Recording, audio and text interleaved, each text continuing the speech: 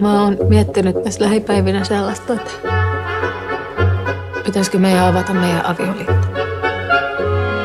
Mitä?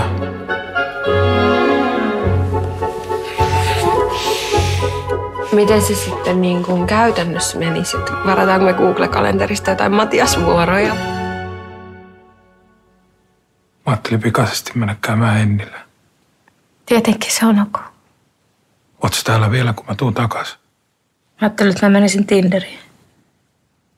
Voi saatana! Rakennan sun sydämesi taloa, mä rakastan sua enemmän kuin Yrititkö kostaa mulle jollain omituisella tavalla? sun sydämesi rakastan sua enemmän kuin Jumala.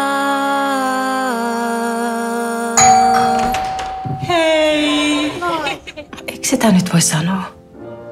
Ette kai te ole eroamassa? Ei olla eroamassa, mutta me ollaan Matiaksen kanssa polyamorisia.